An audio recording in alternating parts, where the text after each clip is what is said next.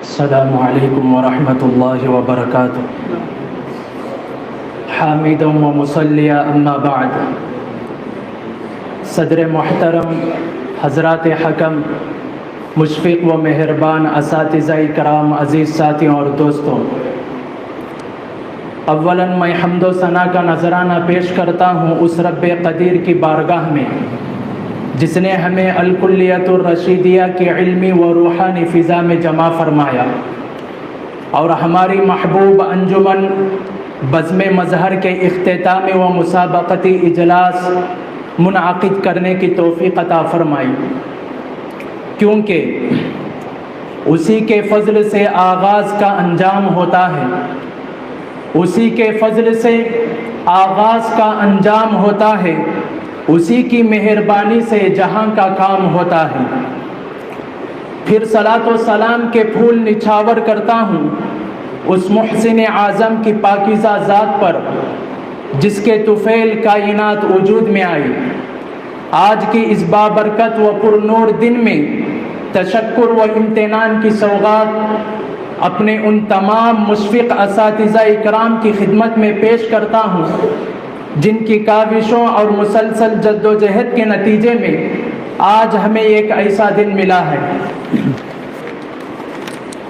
جس میں انوار و برکات کی بارش ہو رہی ہے۔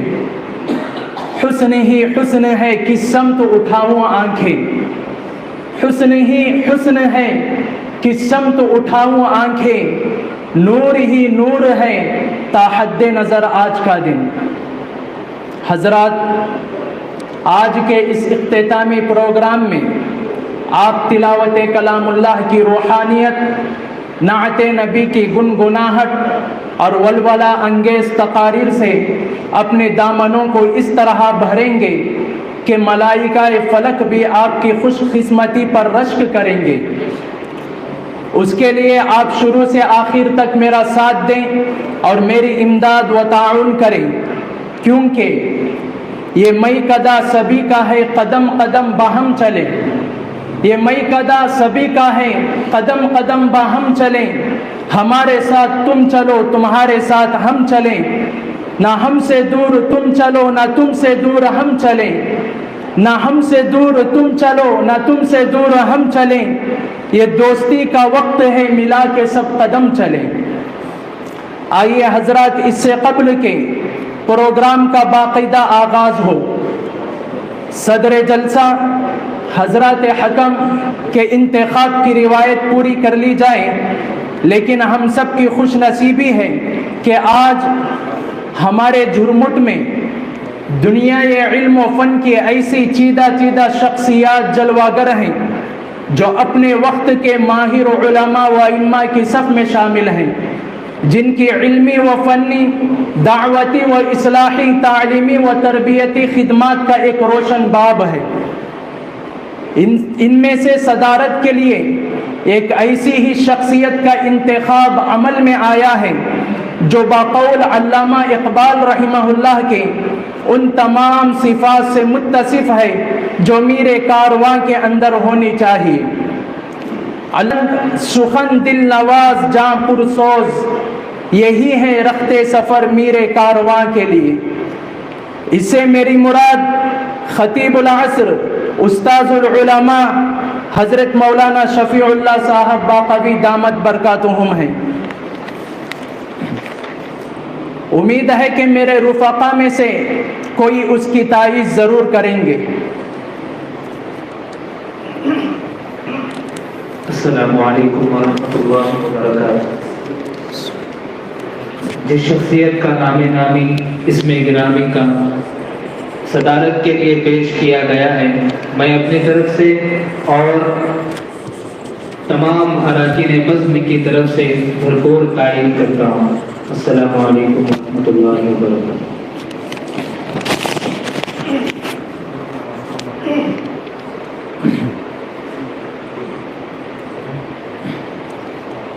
نیز حکم کے لیے جن حضرات کا انتخاب کیا گیا ہے ان کی جادو بیانی و طلاقت لسانی علماء و عوام کے درمیان مشہور، معروف اور ضرب المثل ہیں، اور وہ اپنے زمانے کے مقرروں میں صف اول میں شامل ہیں۔ ان سے میری مراد حضرت مولانا نور محمد صاحب مسیحی دامت برکاتہم، حضرت مولانا مجیب الرحمن صاحب رشادی دامت برکاتہم ہیں۔ اس شعر کے ساتھ دعوت اسٹیج دیتا ہوں۔ یہ زلف بردوش کون آیا، یہ کس کی آہٹ سے گل کھلے ہیں۔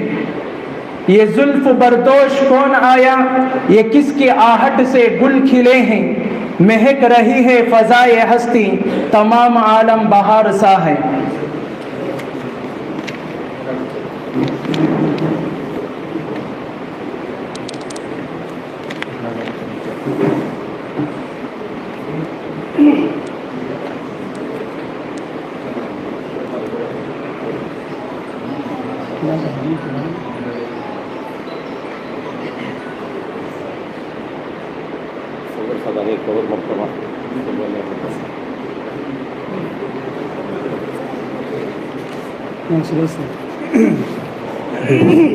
شروع سے بیٹھے ہیں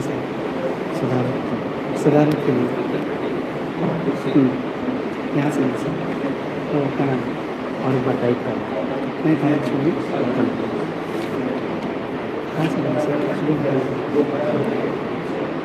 صدارت یہاں سے شروع ہوتی ہے، ان میں سے صدارت کے لیے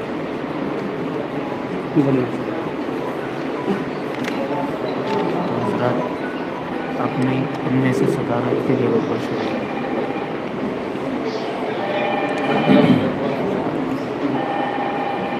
حضرات، ان میں سے صدارت کے لیے ایک ایسی ہی شخصیت کا انتخاب عمل میں آیا ہے جو بقول علامہ اقبال رحمہ اللہ کے ان تمام صفات سے متصف ہے جو میرے کارواں کے لیے اندر ہونی چاہیے۔ علامہ اقبال رحمہ اللہ فرماتے ہیں، نگاہ بلند سخن دل نواز جاں پرسوز، نگاہ بلند سخن دل نواز جاں پرسوز، یہی ہے رخت سفر میرے کارواں کے لیے۔ اس سے میری مراد خطیب العصر استاذ العلماء حضرت مولانا شفیع اللہ صاحب باقوی دامت برکاتہم ہیں۔ سامعین کرام، اب بغیر تاخیر کے اصل پروگرام کی طرف لوٹتے ہیں، جس کا نقطۂ آغاز تلاوت کلام اللہ ہے۔ یہ وہ کتاب ہے جو شک و تردد سے بالاتر ہے، جس کا ہر پارہ لاجواب، ہر رکوع بے مثال، ہر سطر لازوال، ہر حرف مبارک، ہر حرکت دلکش، ہر سکون دل آویز، ہر نقطہ بصیرت افروز ہے۔ تو آئیے اسی کتاب فطرت کی مبارک آیات سے اس مبارک محفل کا آغاز کریں۔ لہٰذا میں تلاوت کلام اللہ کے لیے جماعت سوم محمد مجاہد سلمہ کو دعوت دیتا ہوں کہ وہ آئے اور تلاوت کلام اللہ سے اس محفل کا آغاز فرمائیں۔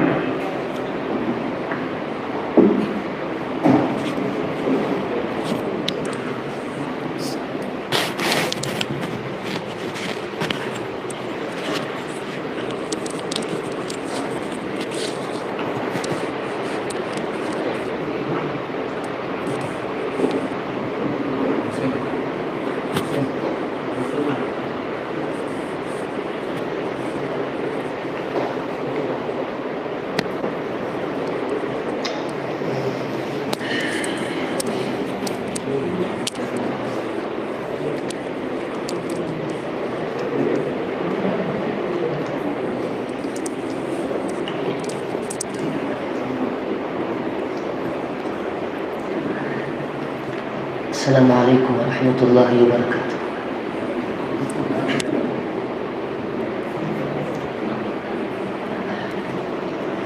اعوذ باللہ من الشیطان الرجیم، بسم اللہ الرحمن الرحیم۔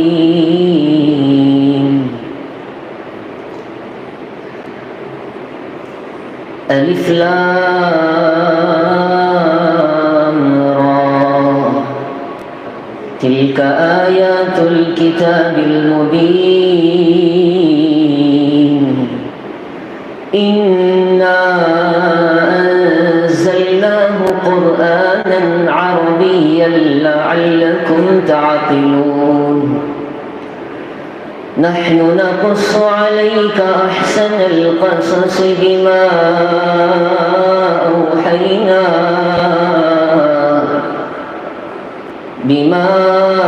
أوحينا إليك هذا القرآن وإن كنت من قبله لمن الغافلين إذ قال يوسف لأبيه يا أبت إني رأيت 11 كوكبا والشمس والقمر رأيتهم لي ساجدين قال يا بني لا تقصص رؤياك على إخوتك فيكيدوا لك كيدا إن الشيطان للإنسان عدو مبين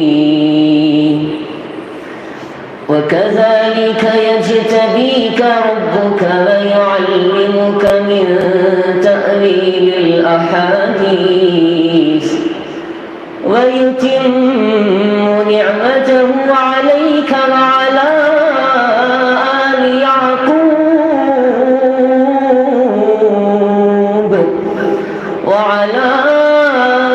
آل يعقوب كما أتمها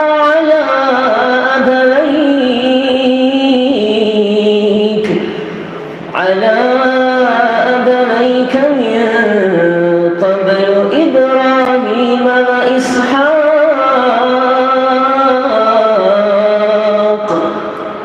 إن ربك عليم حكيم صدق الله العظيم.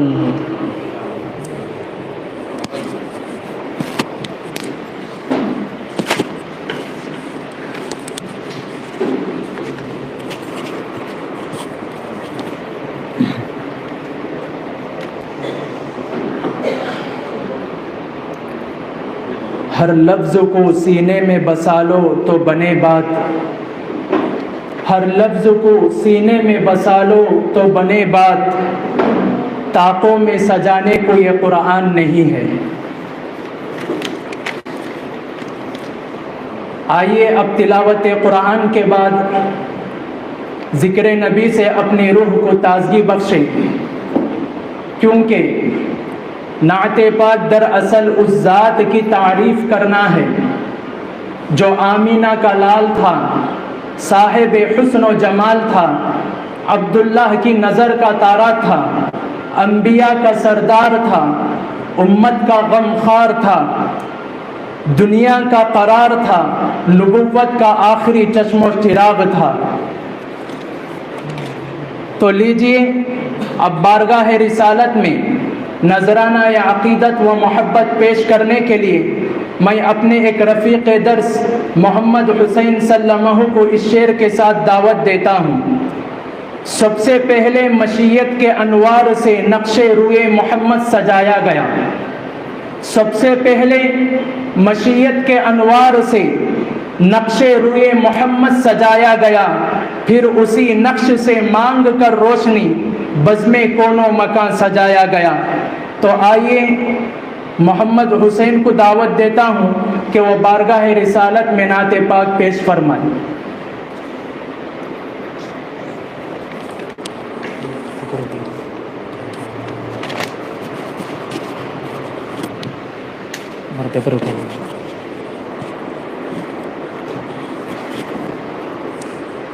السلام علیکم ورحمۃ اللہ وبرکاتہ۔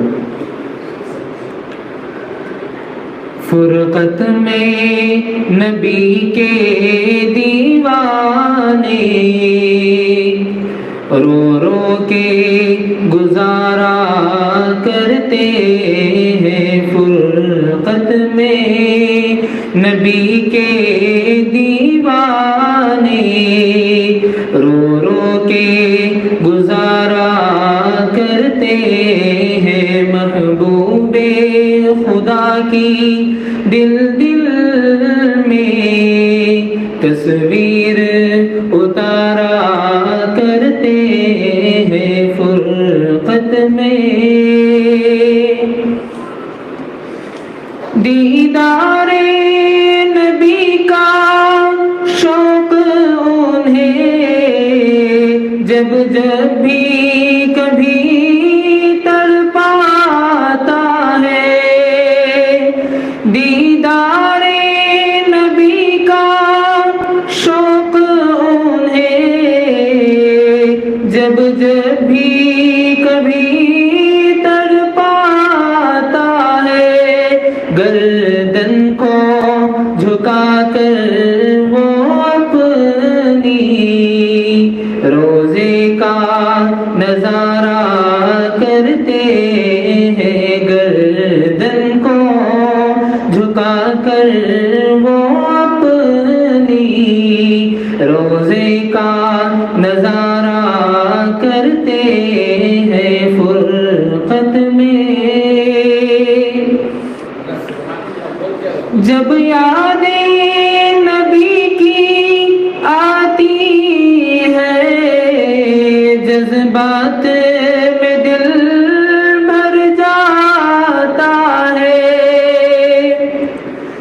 جب یاد نبی کی آتی ہے جذبات میں دل بھر جاتا ہے، اس وقت مدینے کی جانب منہ کر کے پکارا کرتے ہیں، اس وقت مدینے کی جانب منہ کر کے پکارا کرتے ہیں فرقت میں نبی کے دیوانے، روزے کا نظارہ کرتے ہیں فرقت میں۔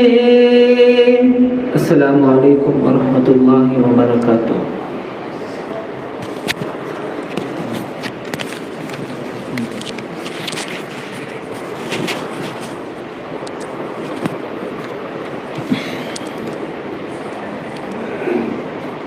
ماشاءاللہ، یہ تھے ہمارے نعت خواں صاحب، اللہ تبارک و تعالی ان کو اور بہترین نعت خواں بننے کی توفیق عطا فرمائے۔ محترم حضرات، اب میں چاہتا ہوں کہ آپ کے سامنے خطابت کا انقلاب آفریں آغاز کیا جائے۔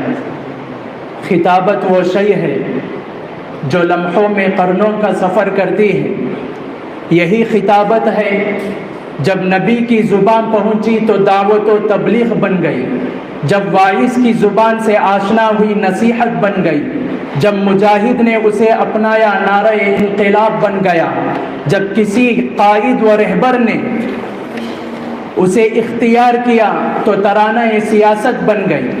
الغرض خطابت کی جادو بیانی زمانے میں مسلم ہے۔ آئیے اسی خطابت کا پہلا نمونہ ملاحظہ فرمائیں۔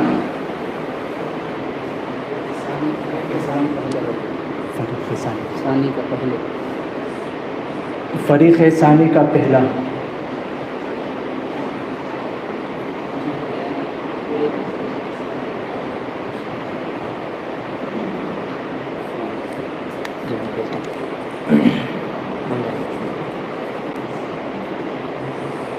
تو ہمارے اس مسابقتی اجلاس کے پہلے مقرر، جن سے میری مراد جماعت ششم محمد عفان کو دعوت دیتا ہوں کہ وہ آئے اور اپنے موضوع پر روشنی ڈالیں۔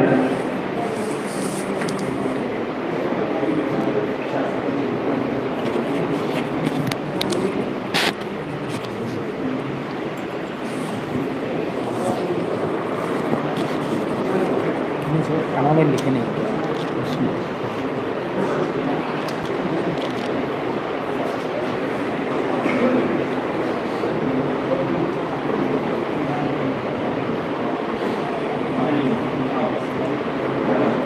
السلام علیکم ورحمۃ اللہ وبرکاتہ.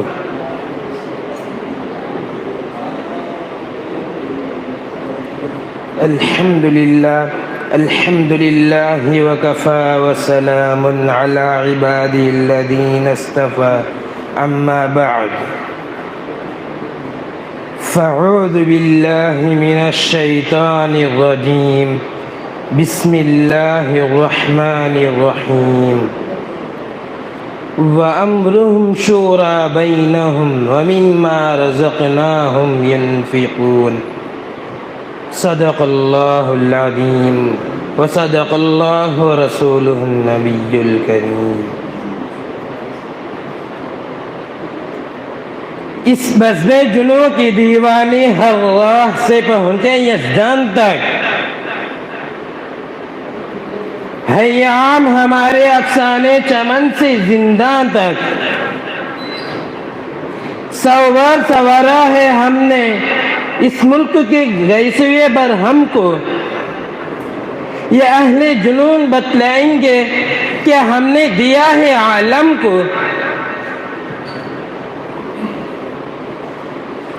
محترم حضرات، اساتذہ انجمن، جمعیت علماء ہند ہماری ملک کی سب سے قدیم، عظیم اور بااثر جماعت ہے، جس کی خدمت کا نام تاریخ ہند کا ایک روشن باب ہے، جس نے ہر موڑ اور ہر مرحلہ پر ملت کی رہنمائی فریضہ انجام دیا.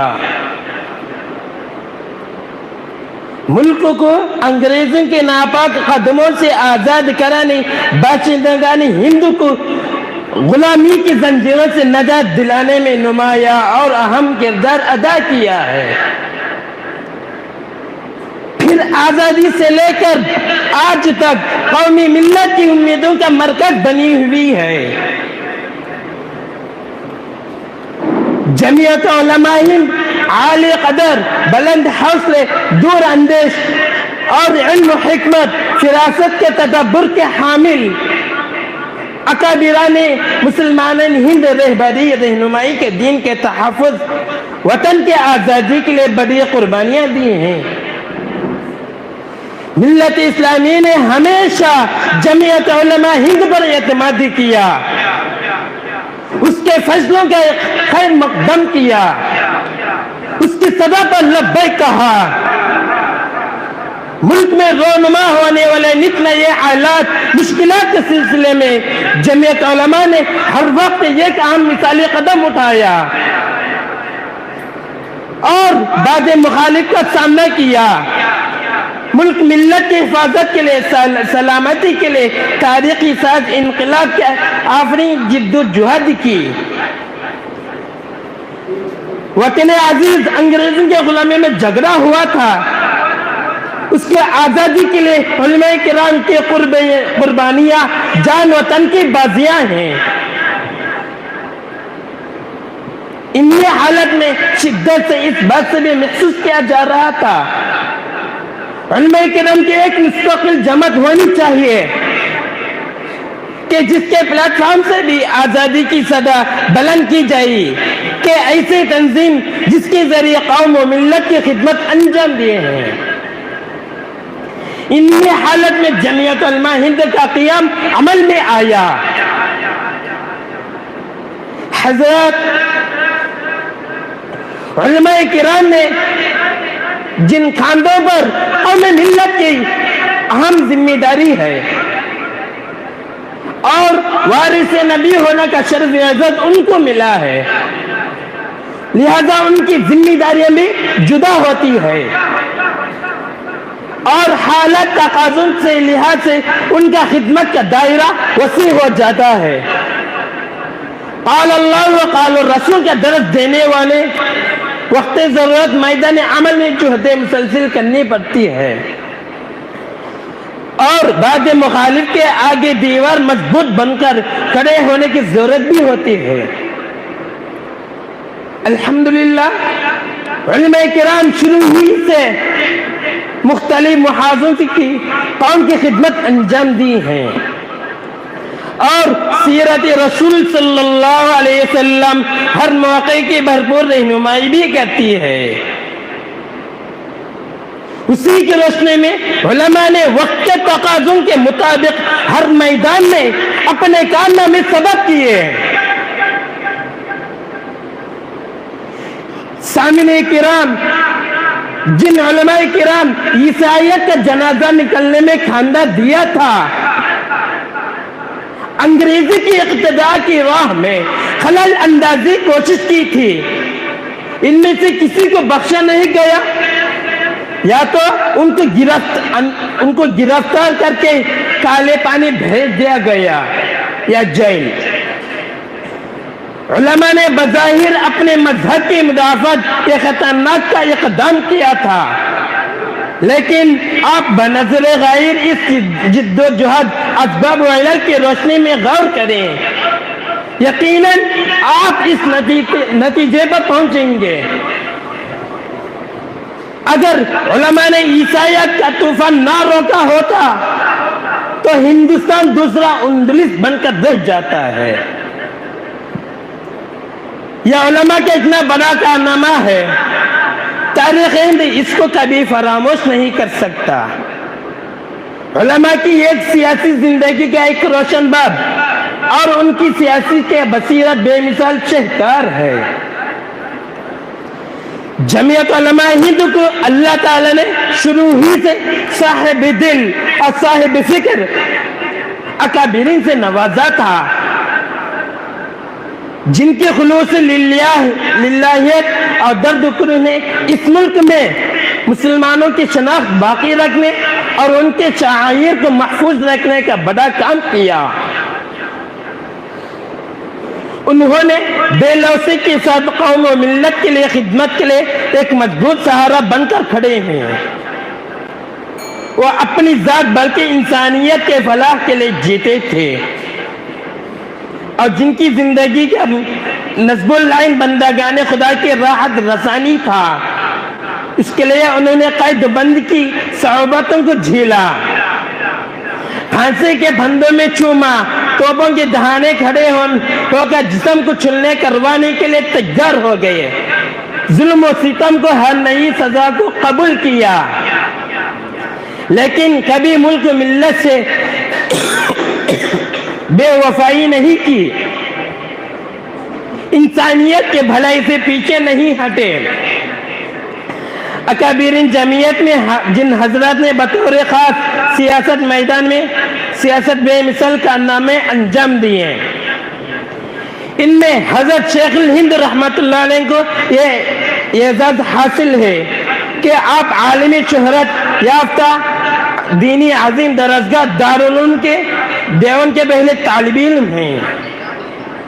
چنانچہ 15 محرم 1283 ہجری مطابق 30 میں 1886 بروز پنجشنبہ چھتے کی قدیم مسجد میں ایک انار کے درخت میں سایہ نہایت کے ساتھ کسی رسمی تقریب یا نمائش کے بغیر دارالعلوم کے افتتاح عمل میں آیا۔ حضرت ملا محمود دیوبندی رحمت اللہ علیہ کو جو علم و فضل میں بلند پائے عالمی دین تھے، استاد مقرر کیا گیا۔ شیخ الہند رحمت اللہ نے حضرت محمود حسن دارالعلوم دیوبند کے اولین شاگرد تھے، جنہوں نے استاد کے سامنے کتاب کھولی۔ عجیب اتفاق ہے، استاد اور شاگرد دونوں کا نام محمود تھا۔ حضرت شیخ الہند رحمت اللہ علیہ نے ایک بڑا احسان مسلمان ہند پر ہے، انہوں نے اپنی زندگی کی آزادی کے لیے ایک بڑا حصہ نچھاور کر دیا۔ शौबतों को झील कर कुर्बानियों का नजराना पेश करके अपनी आज़ादी की खाक हकीकत में तब्दील करने के लिए मुसलसल जुहदे करते रहे और अपनी बेमिसाल तारीखी साज जिसे हिंदुस्तान कभी फरामोश नहीं कर सकता, उनमें दूसरा नाम मुफ्ती आजम हजरत मोहम्मद मुफ्ती किफायतुल्लाह देहलवी रहमतुल्लाह का है। आप जमीयत उलमा हिंद के अजीम कायद और उसके बाद पहले सदर इल्म और फिक़ह के आफ्ताब थे। मुफ्ती साहिब को अल्लाह ताला ने खूबियों को कमाला से नवाजा था और हर मैदान में अपने कारनामे में अनमित नुक़ूत छोड़े हैं। दर्स तदरीस, फ़िक़ह, फतावा, तसनीफ, तालीफ, वतन के आज़ादी के लिए बड़ी कुर्बानियाँ दी हैं। वमा अलैना इल्लल बलागुल मुबीन।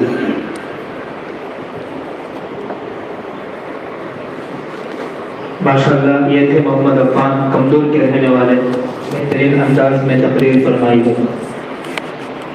अब इसके बाद फरीक़े सानी से मोहम्मद समीउल्लाह हिंदुपुर को दावत देता हूँ कि वह आए तौहीद के उन्वान पर तकरीर पेश फरमाएं।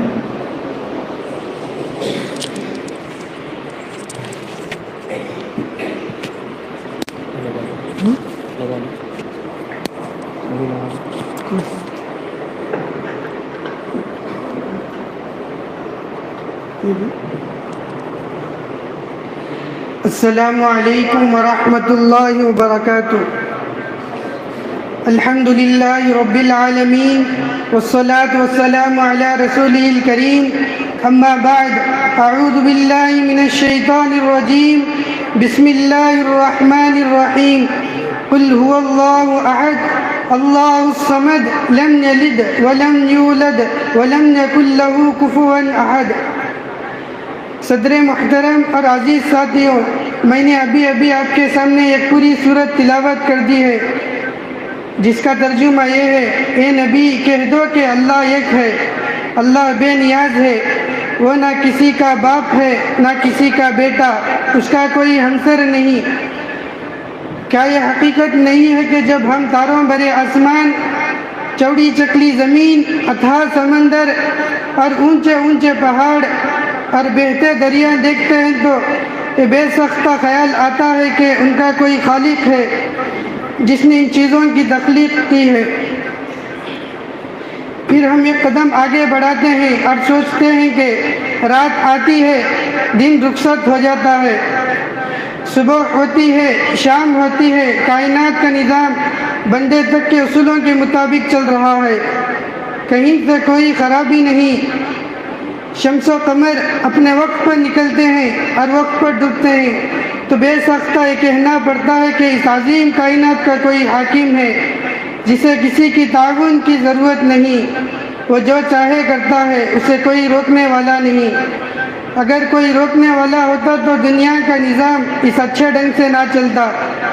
लौ कान फ़ीहिमा आलिहतुन इल्लल्लाहु लफ़सदता, अगर दोनों में यानी ज़मीन व आसमान में अल्लाह के अलावा और कोई माबूद होता तो दोनों टूट फूट जाते। जब किसी मुल्क में दो बादशाह नहीं रह सकते तो भला इस कायनात के कई हाकिम कैसे हो सकते हैं। मुहतरम दोस्तों, हमारी ये मजलिस अपने कई सदर चुन ले तो क्या ये मजलिस चल सकती है? लोग हमें बेवकूफ़ ना कहेंगे। ताज्जुब है उन लोगों पर जो सारे जहान के कई सदर मानते हैं और कोई बाप बेटा अपने रूहुल कुद्दूस का नज़रिया तराशे हुए हैं और कोई हज़ारों देवी और देवताओं का परमेश्वर का साजी बनाता है। मगर बड़े अफसोस की बात है कि लोग उन्हें बेवकूफ़ कहते हुए हिचकिचाते हैं। बस इसी बात पर अपनी तकरीर ख़त्म करता हूँ। आखिरी दावाना अल्हम्दुलिल्लाहि रब्बिल आलमीन।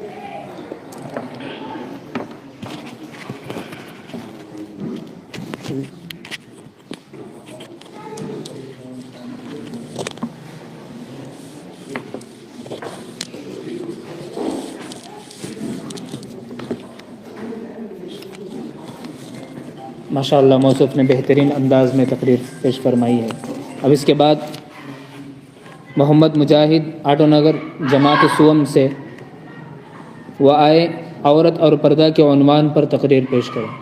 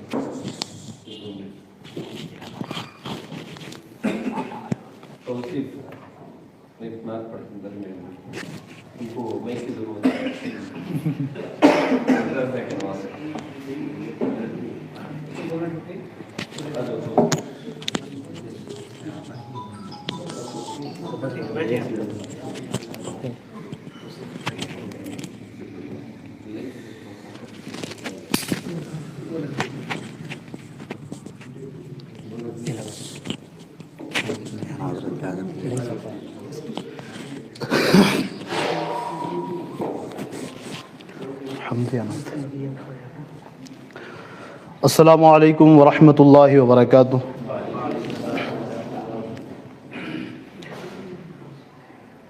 کس چیز کی کمی ہے مولا تیری گلی میں، ہر چیز پائی ہم نے مولا تیری گلی میں، اقرا کا لفظ جس پر گونجا تیری گلی میں، گونجا تیری گلی میں، انسان کا مقدر چمکا تیری گلی میں، چمکا تیری گلی میں، کس چیز کی کمی ہے مولا تیری گلی میں،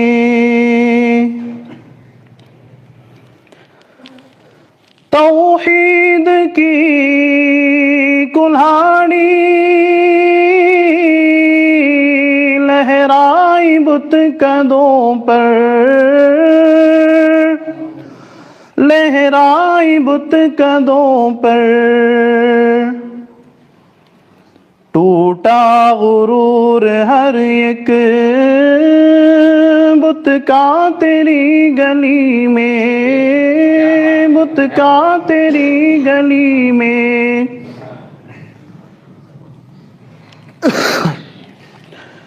دیتا ہے ہر کسی کو تو ظرف کے مطابق، بٹتا ہے آدمی کا صدقہ تیری گلی میں، صدقہ تیری گلی میں، کس چیز کی کمی ہے مولا تیری گلی میں، قرآن کے جزر میں دی اندھوں کو آنکھ تو نے، گونگوں نے بات کرنا سیکھا تیری گلی میں، سیکھا تیری گلی میں، تیری نوازشوں کی بنجر زمیں بھی قائل، بہتا ہے بن کے زمزم دریا تیری گلی میں، دریا تیری گلی میں، کس چیز کی کمی ہے افسر کو تیرے در سے منسوب رکھ ہمیشہ، جب تک ہو دم ادا ہو سجدہ تیری گلی میں، سجدہ تیری گلی میں، کس چیز کی کمی ہے مولا تیری گلی میں۔ السلام علیکم۔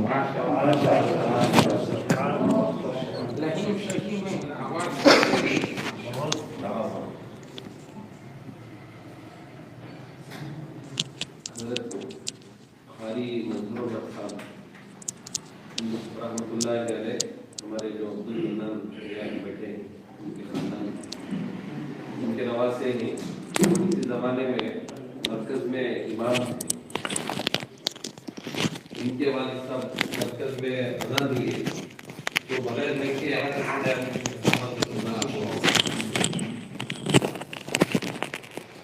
تو خاندانی سلسلہ ہے آواز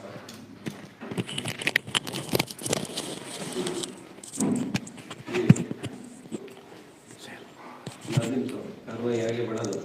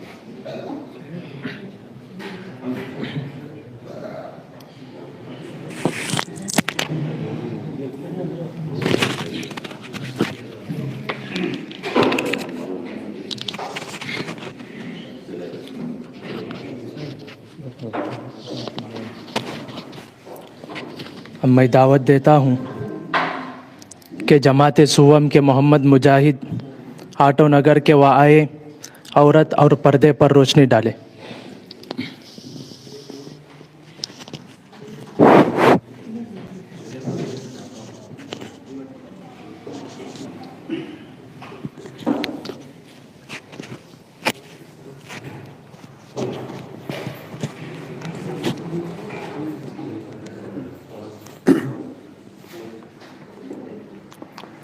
السلام علیکم ورحمۃ اللہ وبرکاتہ۔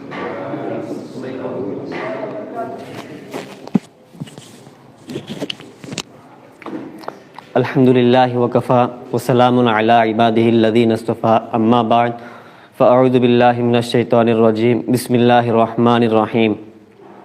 یا ایہا النبی قل لازواجک وبناتک ونساء المؤمنین یدنین علیہن من جلابیبہن۔ بے پردہ جو نظر آئیں کل چند بیبیاں، اکبر زمین میں غیرت قومی سے گڑ گیا، پوچھا جو ان سے آپ کا پردہ وہ کیا ہوا؟ کہنے لگی کہ عقل پہ مردوں کی پڑ گیا۔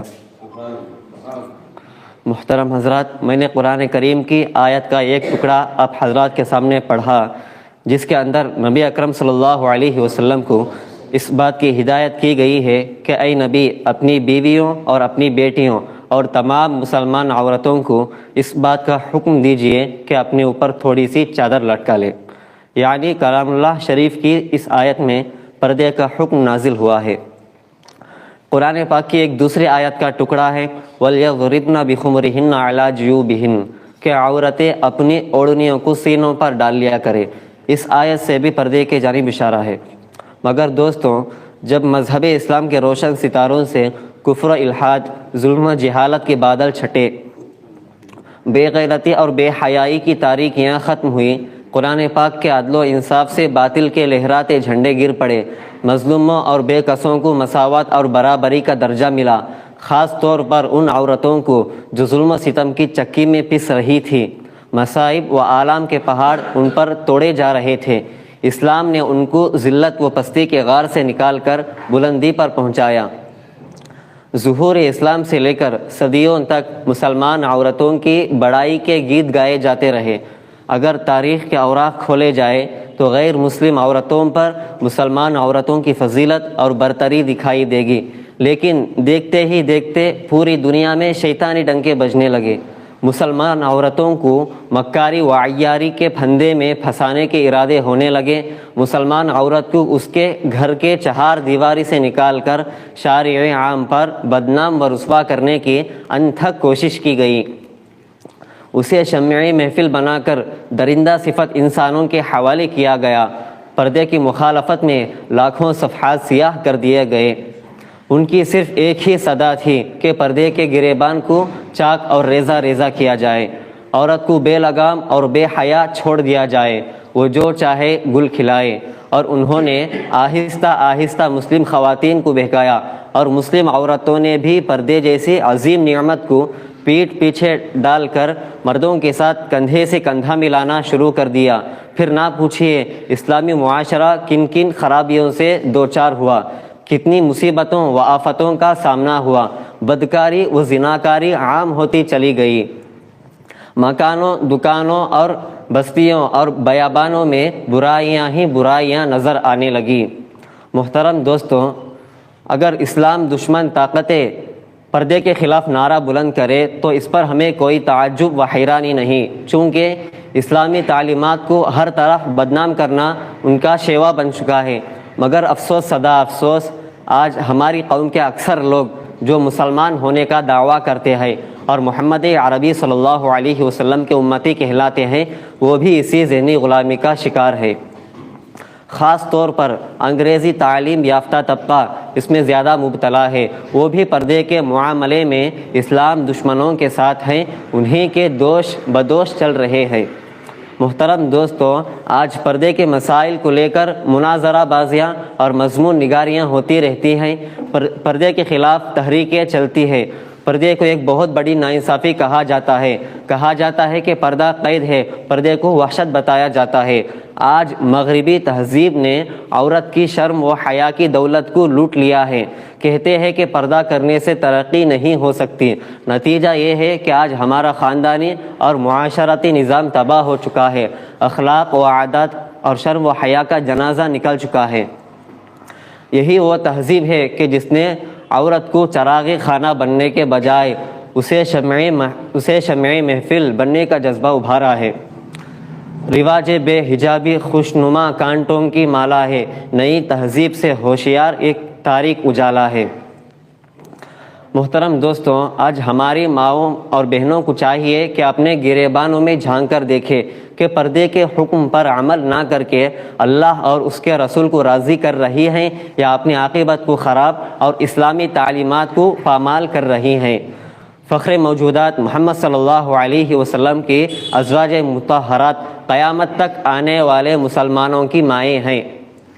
ان کو بھی پردے کا حکم تھا، ان سے پردے کو ختم نہیں کیا گیا، تو آج ہمارے لیے اس بات کی گنجائش کیسے ہو سکتی ہے کہ بے پردہ گلی کوچوں میں گھومتی پھرے، بے لگام گھوڑی کی طرح جہاں چاہے جائے۔ اسلام کے پاسبانوں عورتوں کی تمام ذمہ داریاں ہمارے سپرد ہے، ان کو بے غیرتی اور بے حیائی کے بھنور میں پھنسنے نہ دیں، عریانیت اور ننگے پن کو معاشرے سے دور رکھے، اسلامی معاشرہ اور اسلامی قوانین سکھائے، شریعت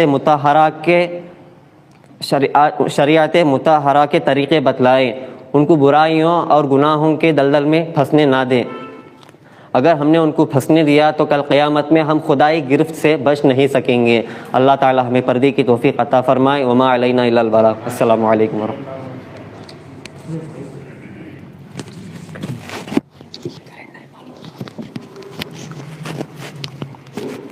موصوف نے بہترین انداز میں تقریر پیش کیا ہے۔ اللہ تبارک و تعالی موصوف کو بہترین مقرر بنائے۔ اب اس کے بعد فریق ثانی کے آخری مصاحب محمد عمران ہندوپور جماعت چہرم سے وہ آئے ختم نبوت کے عنوان پر تقریر پیش کریں۔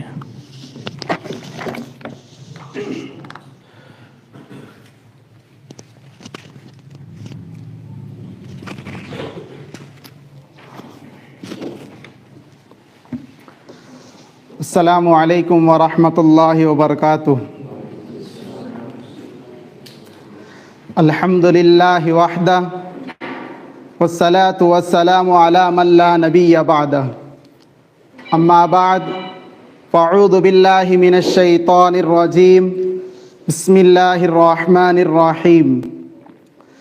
یا ایہا الذین آمنوا آمنوا باللہ ورسولہ والکتاب الذی نزل علی رسولہ والکتاب الذی انزل من قبل. وقال في موضع آخر الذين يؤمنون بما أنزل إليك وما أنزل من قبلك. وقال النبي صلى الله عليه وسلم أنا خاتم الأنبياء أو كما قال عليه الصلاة والسلام. حمد و ثنا خالق کائنات رب دو جہاں کے لیے، درود و سلام ہو آقائے دو جہاں رحمت کائنات فخر موجودات سید الاولین والآخرین امام الانبیاء خاتم النبیین والمرسلین محمد مصطفیٰ صلی اللہ علیہ وسلم کے لیے. حضرات حکم، معزز علماء کرام اور میرے عزیز ساتھیوں، آج جس عنوان کے تحت کچھ عرض کرنا چاہتا ہوں وہ عنوان ایک اہم مسئلے کے تحت ہے. وہ مسئلہ ختم نبوت اور انکار ختم نبوت کا ہے. عقیدہ ختم نبوت مسلمانوں کا ایک اجماعی و اتفاقی عقیدہ ہے کہ محمد عربی صلی اللہ علیہ وسلم خاتم النبیین والمرسلین ہی، اور آپ کے بعد قیامت تک کوئی نبی پیدا نہیں ہو سکتا. ہاں، آپ صلی اللہ علیہ وسلم کے بعد ولی پیدا ہو سکتا ہے، قطب پیدا ہو سکتا ہے، ابدال پیدا ہو سکتا ہے، مفکر پیدا ہو سکتا ہے، مجدد پیدا ہو سکتا ہے، غوث پیدا ہو سکتا ہے، مجتہد پیدا ہو سکتا ہے. آگے یوں کہے کہ آپ صلی اللہ علیہ وسلم کے بعد انسان سب کچھ ہو سکتا ہے مگر نبی نہیں ہو سکتا، اور نہ ہی نبی پیدا ہو سکتا ہے. یہ مسلمانوں کا عقیدہ ہے. اسی کو کہتے ہیں عقیدہ ختم نبوت. یہ ایسا عقیدہ ہے، اس عقیدے کے بغیر آدمی کامل مؤمن نہیں کہلا سکتا، بلکہ یوں کہے کہ وہ مؤمن ہی نہیں کہلا سکتا ہے، کیونکہ اس کی اہمیت اور ثبوت پر ایک دو قرآنی آیات نہیں بلکہ سینکڑوں قرآنی آیات اور احادیث مبارکہ شاہد ہیں. اسی لیے ہم دعویٰ ہی نہیں بلکہ پورے یقین کے ساتھ کہہ سکتے ہیں کہ اس عقیدہ ختم نبوت کے بغیر اسلام نامکمل، دین نامکمل، نماز نامکمل، روزہ نامکمل، حج نامکمل، تلاوت نامکمل، تسبیحات نامکمل. کیونکہ جب ایمان ہی نہیں تو ان سارے اعمال کا مکلف کیسے ہو سکتا ہے؟ چنانچہ اگر آپ تاریخ پر نظر رکھتے ہیں تو آپ کو معلوم ہوگا کہ وفات رسول اللہ صلی اللہ علیہ وسلم کے بعد خلافت صدیق اکبر رضی اللہ عنہ کی عین ابتدائی دور میں مانعین زکوٰۃ برسر بیکار تھے، اور دوسری طرف انکار ختم نبوت کا مسئلہ تھا.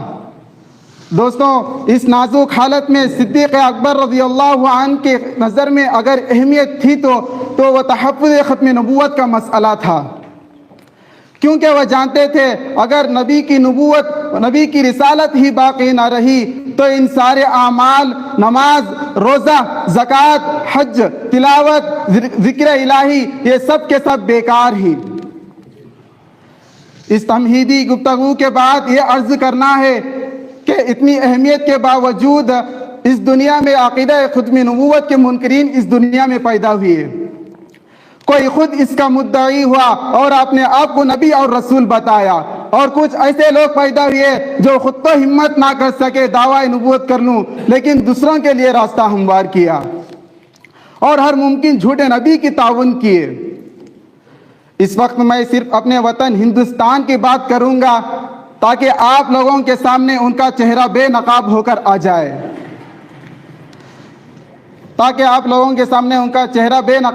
آ جائے، جنہوں نے تقدس کے پردے میں ختم نبوت پر ڈاکہ زنی کی ہے اور مسلمان کے اتحاد کو پارہ پارہ کر دیا ہے. اسلام اور شریعت مصطفیٰ صلی اللہ علیہ وسلم کی شکلیں بگاڑ دی اور مسلمانوں کے اس اجماعی و اتفاقی عقیدے کی دھجیاں اڑا دی ہیں، اور سلسلہ نبوت جاری کرتے ہوئے ولیوں کو بھی نبوت کے مقام پر لا کر کھڑا کر دیا ہے۔ شاید ہماری ان باتوں کو سن کر پریشان ہو رہے ہوں گے کہ دنیا میں ایسا شخص بھی ہو سکتا ہے جو ایسا جرم کرے۔ دوستوں، ہاں ایسا ہوا ہے اور آج بھی ہو رہا ہے۔ اس ملک میں دو شخص پیدا ہوئے، دونوں ہم نام، ہم مزاج، ہم پیشہ۔ ایک کا نام مرزا غلام احمد قادیانی اور دوسرے کا نام احمد رضا خان بریلوی ہے۔ یہ دونوں اس ملک میں انگریز کی ترجمانی کرتے تھے۔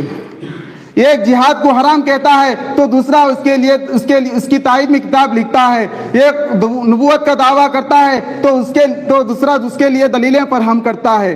ایک قرآن کریم کو اپنی منہ کے بات کہتا ہے تو دوسرا اس میں تبدیل و تحریف کرتا ہے۔ ایک علماء حق کو گالیاں دیتا ہے تو دوسرا علماء حق پر کفر کا فتویٰ لگاتا ہے۔ الغرض ان دونوں نے اپنی پوری ہمت و قوت کے ساتھ اسلام کی مخالفت اور ختم نبوت پر ڈاکہ زنی کی ہے۔ مرزا غلام احمد قادیانی کھل کر میدان میں آ گیا اور دعوی نبوت اور رسالت کر کے پوری دنیا کو حیرت زدہ کر دیا ہے، کیونکہ یہ آدمی اپنے اعمال و کردار، اخلاق و معاملات، رہن سہن، تعلیم و تربیت، سیرت و صورت، ہر لحاظ سے ایسا گھٹیا انسان تھا جس کو نبی تو دور کی بات کوئی اس کو شریف انسان بھی نہیں کہہ سکتا ہے۔ لیکن پھر بھی اس نے انگریزوں کے اشارے پر اسلام کی اور مسلمانوں کے ہر خلاف ہر طرح سے ڈرامہ کیا ہے۔ بس میں اسی بات پر اپنی تقریر ختم کرتا ہوں۔ آخر دعوانا الحمدللہ رب العالمین والسلام علیکم ورحمۃ اللہ وبرکاتہ۔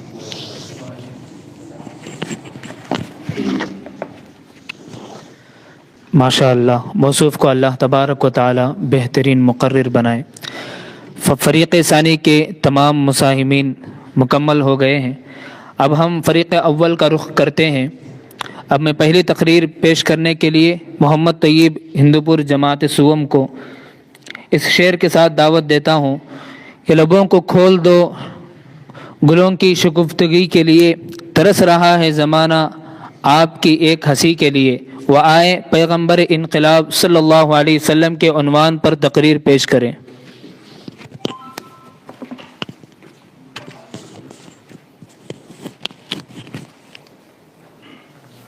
السلام علیکم ورحمۃ اللہ وبرکاتہ۔ الحمد للہ وحدہ والصلاة والسلام علی من لا نبی بعدہ۔ اعوذ باللہ من الشیطان الرجیم، بسم اللہ الرحمن الرحیم۔ فلعلک باخع نفسک علی آثارہم ان لم یؤمنوا بہذا الحدیث اسفا۔ وقال علیہ الصلاة والسلام اخفت فی اللہ وما یخاف احد ولقد اوذیت فی سبیل اللہ وما یوذی احد، او کما قال علیہ الصلاة والسلام۔ گوشہ گوشہ دنیا کا تھا خزاں کا گہوارہ، گوشہ گوشہ دنیا کا تھا خزاں کا گہوارہ، ساتھ میرے آقا کے دائمی بہار آئی۔ لفظ ہے حسین کتنا کہہ رہے ہو گل جس کو، خوشبوئے محمد ہے اور خدا کی رعنائی۔ حضرات حکم، مؤخر اساتذہ اکرام اور عزیزان انجمن، آج میں آپ لوگوں کے سامنے اس جلیل القدر، عظیم المرتبت اور رفیع الشان ہستی کے تذکرے کی سعادت حاصل کر رہا ہوں، جو اگر ایک طرف تاریخ انسانی کا سب سے بڑا ہمدرد، سب سے بڑا غمخوار، سب سے عظیم محسن ہے، تو دوسری طرف تاریخ ظلم و جور کا سب سے زیادہ ستم زدہ، سب سے زیادہ مظلوم و مکروب بھی ہے۔ ہاں، آج میں اس محسن اعظم کی داستان دل خراش اور قصہ دل نواز سناؤں گا۔ حضرات، آپ کو اچھی طرح معلوم ہے کہ 6 صدی عیسوی میں عالم انسانیت سسک رہا تھا، گلشن ارضی ماتم کدا بنا ہوا تھا، ہر طرف ظلم و جور اور جبر و تشدد کی تند و تیز ہوائیں چل رہی تھی، ہر سمت نفرت و عداوت کے شعلے بھڑک رہے تھے، کمزوروں پر ظلم و ستم کے پہاڑ توڑے جا رہے تھے، معصوم بچیوں کو زندہ درگور کیا جا رہا تھا، مظلوم عورتوں کو جانوروں سے بھی بدتر سمجھا جا رہا تھا۔ غرض ہے کہ انسان وحشی درندہ بن چکا تھا اور انسانیت تباہی و بربادی کے آخری نشان تک پہنچ چکی تھی کہ اچانک رحمت خداوندی جوش میں آئی اور عرب کے تپتے ہوئے صحرا میں اس نبی امی کا ظہور ہوا جو سارے جہاں کا درد اپنے سینے میں سمیٹے ہوئے تھا، جو خنجر چلے کسی پہ تڑپتے ہیں ہم امیر کا حقیقی مصداق تھا، انسانیت کا غمخوار مظلوموں کا مددگار تھا، یتیموں کا والی غلاموں کا مولا تھا۔ چنانچہ اس ذات مقدس نے ان تمام ظلم و ستم کے خلاف علم بغاوت بلند کیا، انسانوں کو صحیح راہ دکھانے کی کوشش کی، انہیں ضلالت کے اندھیروں سے نکال کر ہدایت کی روشنی میں لا کھڑا کیا، زنجیر غلامی میں جکڑے ہوئے انسانوں کو آزادی کی فضا بخشی، معصوم کلیوں کو مسکرانے کا حق عطا کیا، مظلوم عورتوں کو باعزت مقام دیا، بگڑے ہوئے معاشرے کی اصلاح کی اور تڑپتی ہوئی انسانیت کی مسیحائی کی۔ حضرات، ایسی عظیم ہستی، ایسی مقدس ہستی، ایسی بابرکت ہستی، ایسی پاکیزہ ہستی تو اس قابل تھی کہ اسے سینے سے لگایا جاتا، اسے پلکوں پہ بٹھایا جاتا، اس کے پاکیزہ جذبات کا احترام کیا جاتا، اس کے مقدس پیغام کو سمجھا جاتا، اس کی بے چینی اور تڑپ کو محسوس کیا جاتا، مگر یہ خود غرض دنیا، انسان کی دشمن دنیا، ظلمت کی پرستار دنیا، وحشت و بربریت کی ماری ہوئی دنیا یہ کیوں کر برداشت کر سکتی تھی؟ اسے کیوں کر صبر و شکیبائی حاصل ہو سکتی تھی؟ چنانچہ چرغ نیلی فام اس بات پر شاہد و عادل ہے کہ جب وہ عالم کا مسیحا، انسانیت کا غمخوار، مظلوموں کا مددگار، بے سہاروں کا آسرا، یتیموں کا والی، غلاموں کا مولا اس جہان رنگ و بو میں جلوہ گر ہوا، اسی دم ظلم و ستم اور جبر و تشدد کی آندھیاں چلنے لگی، نفرت و تعصب کے شعلے بھڑکنے لگے، وحشت و بربریت کے پہاڑ توڑے جانے لگے۔ حضرات، اگر آج مجھ سے سوال کیا جائے کہ بتاؤ تاریخ انسانی کا سب سے بڑا ہمدرد، سب سے بڑا غمخوار کون تھا؟ کس کے سینے میں سارے جہاں کا درد بھرا ہوا تھا؟ کس نے انسانیت کو حیات نو بخشی تھی؟ تو میں کہوں گا وہ نبی اکرم، شفیع اعظم، محسن اعظم صلی اللہ علیہ وسلم ہی۔ اگر آج مجھ سے سوال کیا جائے کہ بتاؤ تاریخ ظلم و جور اور جبر و تشدد کا سب سے زیادہ مظلوم اور سب سے زیادہ مکروب کون تھا؟ کس کو سب سے زیادہ تکلیفیں دی گئی اور کس کو سب سے زیادہ اذیتیں پہنچائی گئی؟ تو میں کہوں گا حضور اکرم، شفیع اعظم، فخر دو عالم صلی اللہ علیہ وسلم ہیں، کیونکہ ہمارے پاس اس کے شواہد و دلائل موجود ہیں۔ حضرات، کیا یہ تاریخ انسانی کی عجیب ستم ظریفی نہیں ہے؟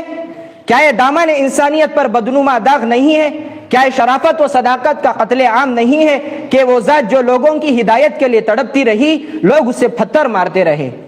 وہ ذات جو لوگوں کی ہدایت کے وہ ذات جو لوگوں کی کامیابی کے لیے اپنے وجود کو گھلاتی رہی، لوگ اسے گالیاں دیتے رہے؟ وہ ذات جو لوگوں کو طوق غلامی سے نجات دینے کے لیے کوشاں رہی، لوگ اس کی پیٹھ پر اونٹ کا اوجھ رکھتے رہے؟ وہ ذات گرامی جو لوگوں کو ظلم و جور سے نجات دینے کے لیے پریشان رہی، وہ ذات جو لوگوں کو نجات دینے کے لیے پریشان رہی، لوگ اسے قتل کرنے کے لیے گھات لگاتے رہے؟ وہ ذات جس نے عورتوں کو سماج میں باعزت مقام بخشا تھا، انہی عورتوں میں سے ایک بدبخت عورت اسے زہر کھلا کر اپنے بدبختانہ کردار کا مظاہرہ کرتی رہی۔ حد ہو گئی انسانیت کی خساست و رذالت کی، احسان فراموشی و حق فراموشی کی، اور لاکھوں درود و سلام ہو اس محسن اعظم صلی اللہ علیہ وسلم پر جو یہ تمام کچھ سنتا رہا، سہتا رہا، پھر بھی ان کی کامیابی و کامرانی کے لیے تڑپتا رہا، سلگتا رہا، پگھلتا رہا۔ سامعین محترم، ایسے وقت میں ہمارے اوپر واجب ہوتا ہے کہ ہم بھی ان کی آشفتہ سری کا نداوائے پہم کریں اور ان کی دریدہ دہنی کا دندہ شکن جواب دے، اور مادہ پرست اور کور چشم دنیا کو بتائے کہ وہ محسن اعظم اور رہبر کامل نے دنیا والوں کو کیا کیا دیا ہے، اور انسانیت پر کیسے کیسے عظیم الشان احسانات، انعامات فرمائے ہیں۔ آج ان خوشہ چینیوں اور احسان فراموشوں سے میں پوچھنا چاہتا ہوں کہ بتاؤ انقلاب دہر کا روح رواں وہ کون تھا؟ انقلاب دہر کا روح رواں وہ کون تھا؟ باعث تخلیق ہستی کن فکاں وہ کون تھا؟ وہ کہ نازاں جس پہ تھا خود خالق عرش عظیم، وہ کہ نازاں جس پہ تھا خود خالق عرش عظیم، ایسا کامل اس جہاں میں اے زماں وہ کون تھا؟ ہاں تم یہ کہہ سکتے ہو کہ تمہاری بات ہماری سمجھ میں نہیں آ رہی ہے کیونکہ ان کا تعلق روحانیت سے ہے، تو اے نیچریت کے پجاریوں اور مادیت کے پرستاروں، بتاؤ اس خزاں نصیب اور ہرما زادہ دنیا کو حیات تازہ کس نے بخشی تھی؟ تڑپتی ہوئی انسانیت کی غمخواری کس نے کی؟ نفرت کی آندھیوں میں شمع الفت کس نے جلائی؟ مساوات کا علم کس نے بلند کیا؟ بتاؤ اے ظالموں، بتاؤ مذہبی اداروں میں شخصیت پرستی کے بجائے خدا پرستی کس نے قائم کی؟ اعتقادیت میں توہمات کے بجائے حق کی بنیاد کس نے ڈالی؟ سیاست میں شہنشاہیت کے بجائے عوامی حکومت کا راستہ کس نے دکھایا؟ سماج کی تنظیم کے لیے ظلم کے بجائے عدل کی بنیاد کس نے ڈالی؟ بتاؤ خاموش کیوں ہو؟ ہاں میں جانتا ہوں کہ تمہارے پاس اس کا کوئی جواب نہیں۔ سنو، تاریخ شہادت دیتی ہے یہ تمام چیزیں انسانیت کو پیغمبر اسلام سے ملی، یہ تمام چیزیں انسانیت کو پیغمبر اسلام سے ملی۔ آپ صلی اللہ علیہ وسلم کے سوا کوئی نہیں جس کی طرف حقیقی طور پر ان کارناموں کو منسوب کیا جا سکے۔ دوسرے تمام انسان آپ کے انقلابی دھارے کو استعمال کرنے والے ہیں، نہ کہ اس کو وجود میں لانے والے۔ کم از کم اتنا تو کہنا ہی ہوگا، ہو لاکھوں سلام اس آقا پر دل لاکھوں جس نے جوڑ دیے، ہو لاکھوں سلام اس آقا پر دل لاکھوں جس نے جوڑ دیے، دنیا کو دیا پیغام سکون، انسانوں کے رخ موڑ دیے۔ اس محسن اعظم نے الیاس عالم کو، اس محسن اعظم نے الیاس کیا کیا نہ دیا عالم کو، دستور دیا، منشور دیا، کئی راہیں دی، کئی موڑ دیے۔ بس اسی بات پر میں اپنی تقریر کو ختم کرنا چاہتا ہوں۔ وآخر دعوانا ان الحمد للہ رب العالمین۔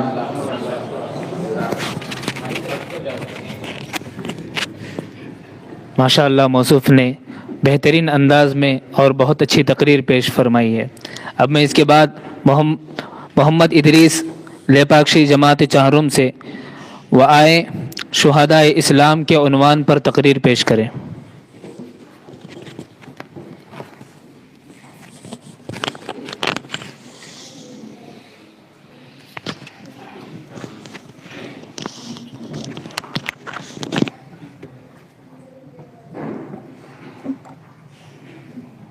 السلام علیکم ورحمۃ اللہ وبرکاتہ۔ الحمد للہ وحدہ والصلاة والسلام علی من لا نبی بعدہ، فاعوذ باللہ من الشیطان الرجیم، بسم اللہ الرحمن الرحیم، والذین جاہدوا فینا لنہدینہم سبلنا وإن اللہ لمع المحسنین۔ یہ شہادت گہے الفت کے قدم رکھنا ہے، یہ شہادت گہے الفت میں قدم رکھنا ہے، لوگ آسان سمجھتے ہیں مسلمان ہونا۔ لاحق صدر، محترم اساتذہ اکرام اور عزیز ساتھیوں، آج میں آپ حضرات کے سامنے شہداء اسلام جیسے اہم موضوع پر کچھ کہنے کی کوشش کر رہا ہوں۔ دعا کرے کہ اللہ تعالیٰ مجھے اور آپ کو شہادت کی دولت سے مالا مال فرمائے۔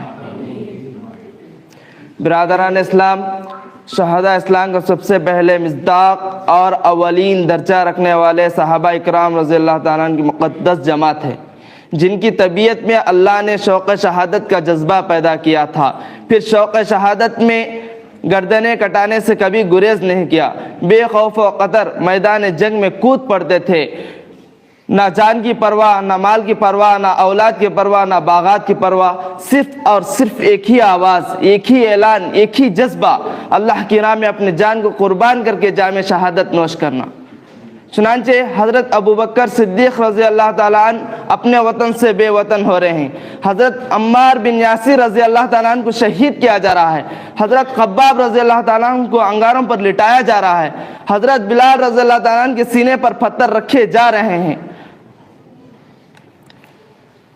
الغرض ایک بعد دیگر صحابہ اکرام رضی اللہ تعالیٰ عنہ حضور اقدس صلی اللہ علیہ وسلم کے قدم مبارک میں اپنے جانوں کا نذرانہ پیش کر رہے ہیں۔ دیکھتے دیکھتے باری آ جاتی ہے حضور صلی اللہ علیہ وسلم کے چچا کی، حضرت حمزہ کی۔ وہ آپ صلی اللہ علیہ وسلم کی خدمت میں حاضر ہو کر عرض کرتے ہیں، اے میرے بھتیجے، اب صبر کا پیمانہ لبریز ہو چکا ہے، اب قوت برداشت جواب دے چکی ہے، اس لیے مجھے اجازت دیجیے میدان کارزار میں جا کر جنگ میں شریک ہو کر جام شہادت نوش فرماؤں۔ سرکار دو عالم صلی اللہ علیہ وسلم نے فرماتے ہیں چچا تھوڑا ٹھہر جاؤ۔ سیدنا حمزہ رضی اللہ تعالیٰ عنہ عرض کرتے ہیں اے میرے لاڑیلے بھتیجے، آپ ہر ایک کو اجازت دے رہے ہیں، آخر مجھ کو کیوں اجازت نہیں دیتے؟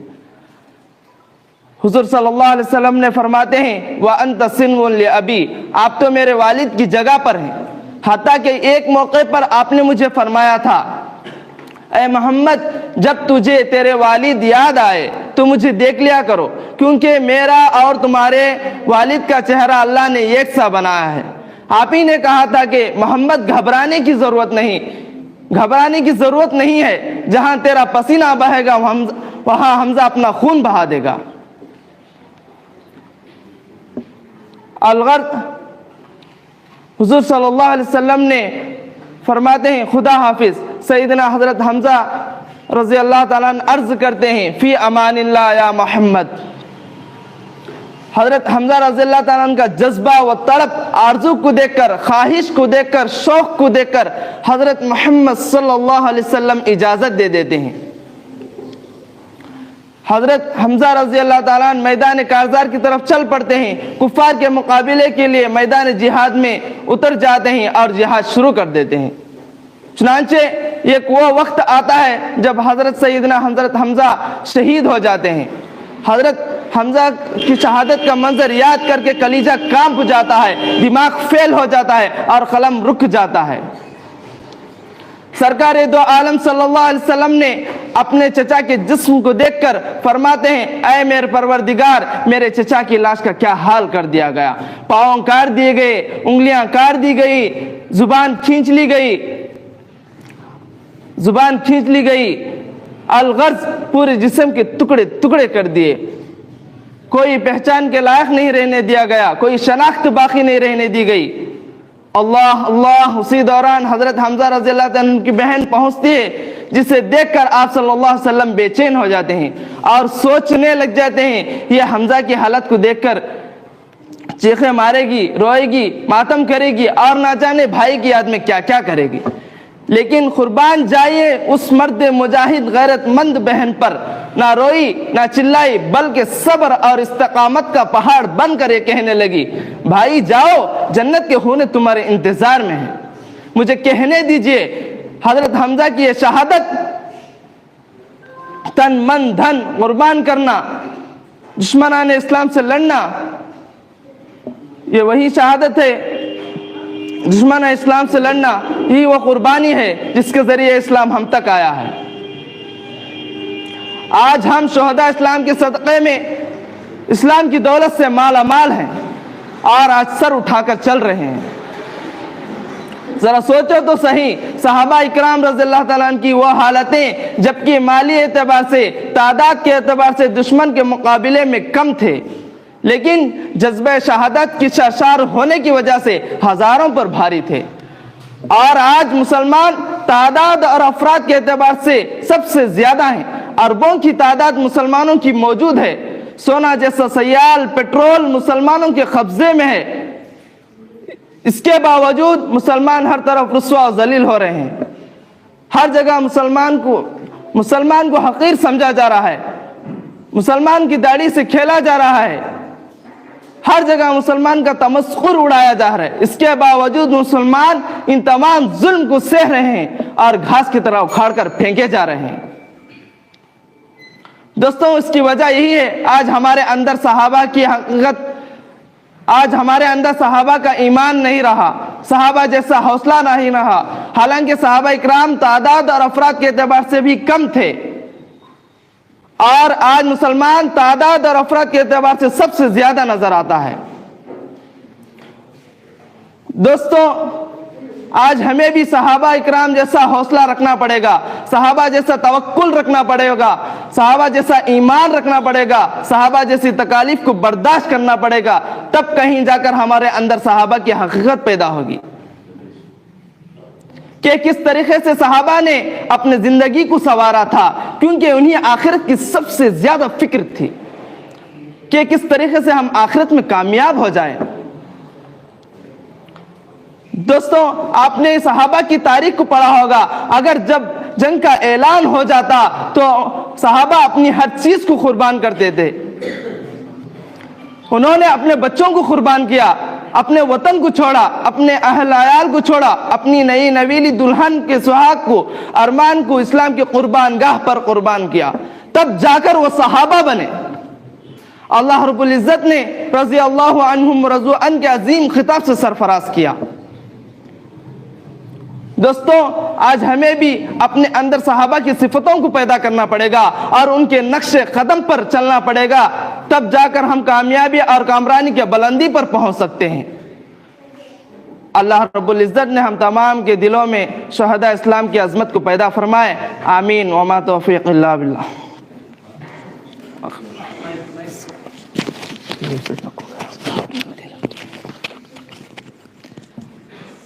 ماشاء اللہ، اللہ تبارک و تعالی موصوف کو بہترین مقرر بنائے۔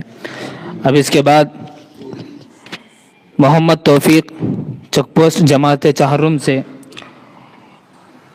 میں دعوت دیتا ہوں اس شعر کے ساتھ۔ یہ مدرسہ ہے تیرا میکدہ نہیں ساقی، یہ مدرسہ ہے تیرا میکدہ نہیں ساقی، یہاں کے خاک سے انسان بنائے جاتے ہیں، وہ آئے عصر حاضر اور اس کے تقاضے کے عنوان پر تقریر پیش کریں۔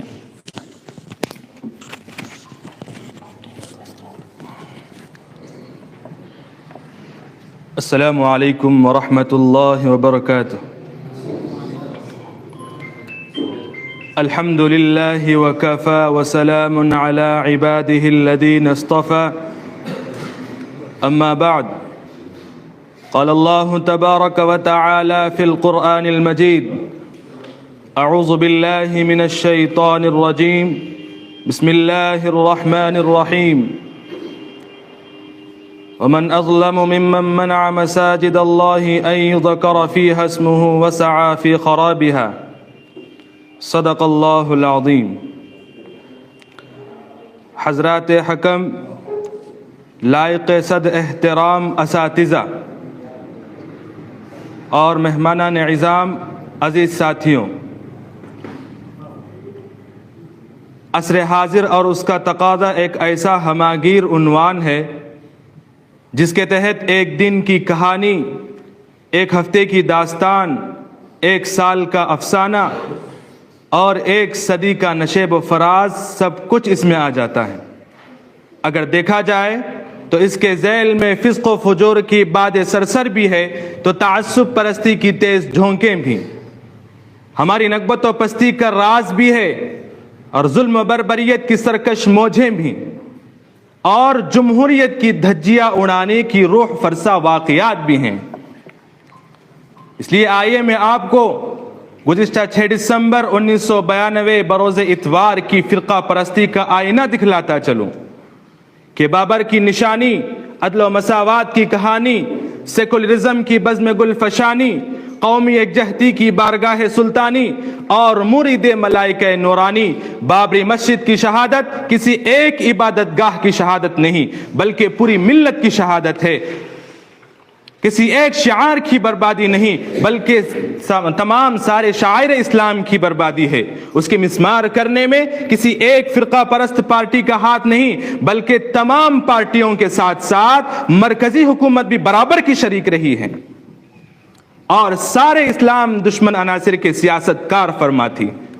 گویا کہ حکومت ہند نے مسلمانوں کے دلوں پہ خنجر چلا دیا۔ اے ملت کا درد رکھنے والوں، مجھے کہنے کی کھلی چھوٹ دے دو کہ حکومت کی باغ دوڑ اور لگام جس کے ہاتھوں میں ہے، جو پارٹی جمہوریت کے دعوے دار ہے، جو تنظیم یکجہتی کا نعرہ لگا رہی ہے، در حقیقت بابری مسجد کی شہادت اسی پارٹی کی کارستانی ہے۔ کیا 1949 کے اندر مسجد کے محراب پہ رام کی مورتی کا نصب کرنے کا دور یاد نہیں؟ کیا مسجد کو تالا لگوانے کی تاریخ بھلا دی گئی؟ کہ یہ شیلا نیاز فرقہ واریت داستان پارینہ بن گئی؟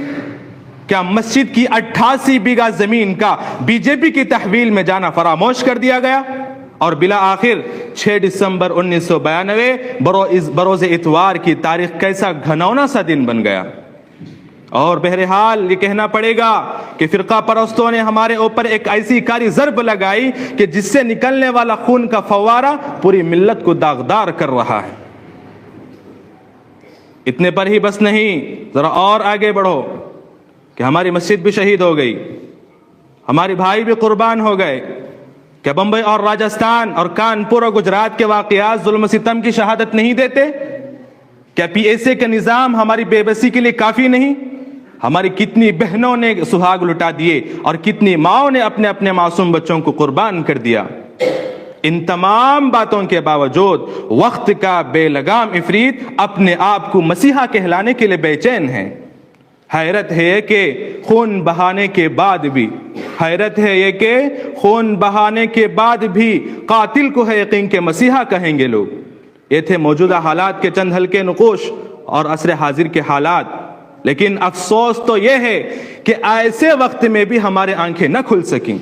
हम देख रहे हैं कि धर्म के नाम पर सारे हिंदू एक हो चुके हैं, गैर मुस्लिमों का सारा गिरोह एक कुंबा बन गया है, मगर हम हैं कि आज तक इख्तिलाफ व इंतशार की बातें कर रहे हैं। इसके अलावा हमें दूसरा कोई काम ही नहीं। अपने ही भाई के खून के दर पे हैं और अपने ही खून से होलियां खेल रहे हैं। ऐ वक्त के जाबाज मुजाहिदों, तुम किसके सहारे चैन की नींद सो रहे हो? क्या दीगर ममालिक इस्लामिया हमारी इस तबाही पे तवज्जो दे रही है? नहीं, हरगिज नहीं। अगर हमें इस धरती पे जीने की तमन्ना है, अगर हमें अपने दीन का पासो लिहाज है, अगर हमें अपनी इज्जत और इस्मत अजीज है, तो अपने तहफ़्फ़ुज़ के लिए, दीन की सियानत के लिए, इस्लामी तहजीब की इशाअत के लिए अपना तहफ़्फ़ुज़ खुद करना होगा।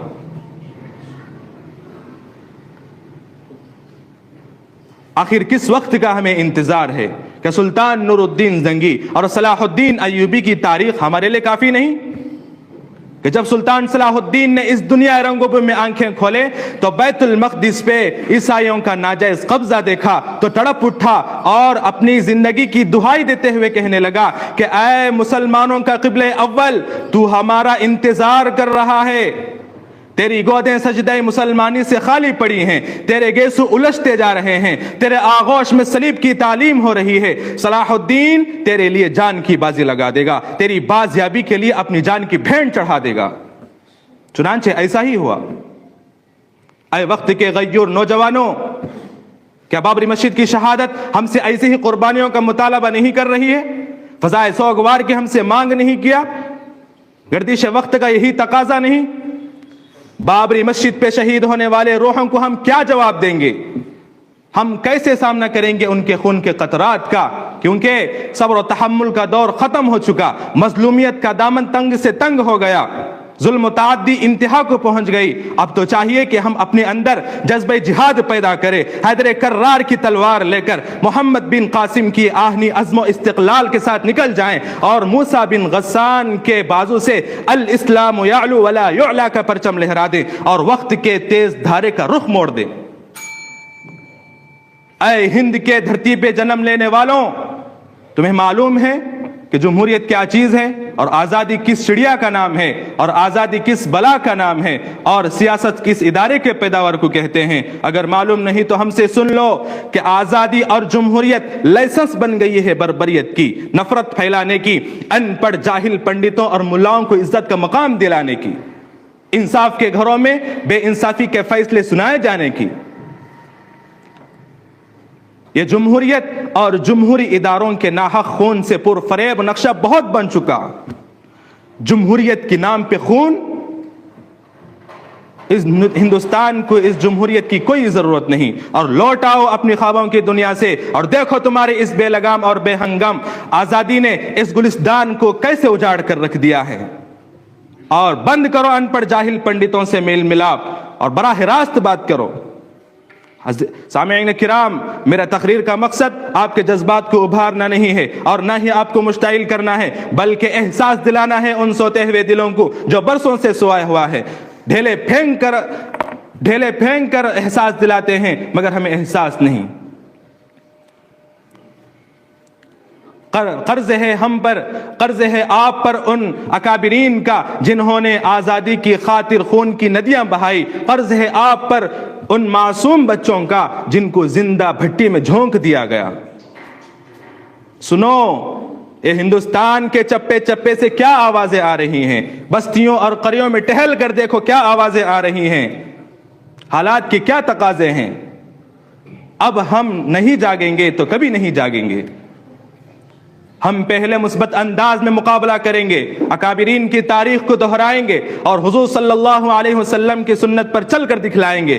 پہلے اخلاق، اتفاق و اتحاد پر کا ہاتھ ہم بڑھائیں گے۔ اگر ہمارے اتفاق و اتحاد کو کوئی کاٹنے کی کوشش کرے گا تو پھر ہماری پھر سے آپ سے اپیل ہوگی کہ بتوں کے شہر میں جا کر خدا کا نام لکھ دینا، جہاں پہ کفر لکھا ہو وہاں اسلام لکھ دینا۔ اگر وہ صلح کے پھولوں کو پیروں سے کچل ڈالے تو شاخ گل کے ہر پتی پہ قتل عام لکھ دینا۔ وما علینا الا البلاغ۔ والسلام علیکم ورحمۃ اللہ وبرکاتہ۔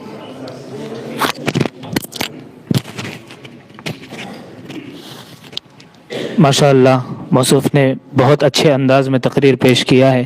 اللہ تبارک و تعالی موصوف کو جزائے خیر عطا فرمائے۔ اب اس کے بعد محمد مجاہد رحمت پور جماعت سوم سے کہ وہ آئے جہیز اور ہمارا معاشرہ کے عنوان پر تقریر پیش کریں۔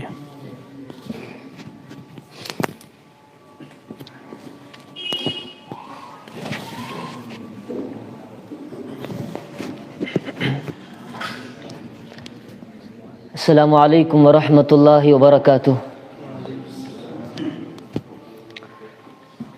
الحمد للہ وکفی وسلام علی عبادہ الذین اصطفی،